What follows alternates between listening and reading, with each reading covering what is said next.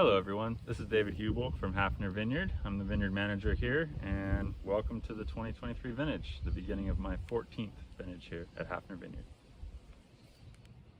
So as you may have heard, the last 3 years here in California have been plagued with extreme drought. In my 20 years of growing grapes, it was absolutely the worst drought conditions that I've ever seen, and thankfully the 2022-2023 winter brought us well above normal rainfall, and it was nice because it didn't come all at once. In fact, for getting 60+ inches of rain this winter, there wasn't one time that the river flooded and closed the road in the way to get to town. So all things considered, it was a perfect scenario.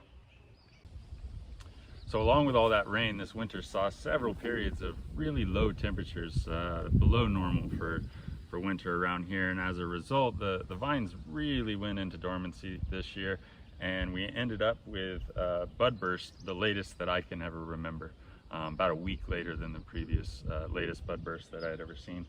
And right out of the gate, growth was quite slow. Bud break often takes 2 to 3 weeks for the period that I normally think of as bud burst.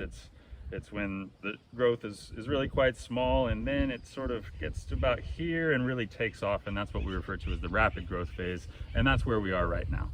And we're coming into the period that's referred to as bloom or florescence. Here we are in some Malbec, and in fact things are just starting to bloom here. Our Chardonnay is at about 10 or 15%, and the red varieties are just getting started. Okay, so in addition to lots of rain this year, the rain continued fairly late into the season, and we're always very careful not to get into the vineyard with machinery and tractors for all the work on the vineyard floor that we have to do too early when there's too much moisture in the soil, because that leads to compaction and other problems. One of the cultural practices that we use here at Hafner Vineyard is we avoid the use of herbicides in the vineyard, and instead we use machines to cultivate underneath the rows.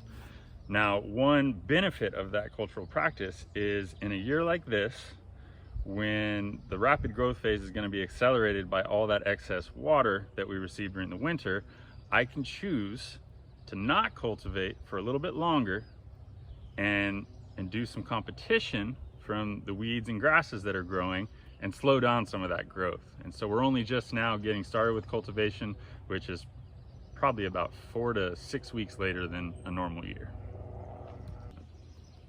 You might notice that this row that I'm standing in has quite a few rather beautiful flowers. This is another of the cultural practices that we do here at Hafner Vineyard. These flowers were intentionally sown in this row in order to attract beneficial insects. And we've had some trouble over the last 5 or 6 years getting these rows to germinate. And so this last winter we tried a new approach. We had one of our employees, Benito, sit on the back of our side-by-side ATV and use a small broadcast seeder to put the seed out, and as you can see, it worked. So as we approach Memorial Day weekend here, we're working really hard on canopy management. All that winter rain has led to really quite aggressive growth. I'm actually quite surprised to see how much of this canopy has already reached the top wire up here. So we'll be working aggressively on that as the vines go through the bloom period. Hopefully we've got a really great fruit set, and we can take a look at the progress sometime in July.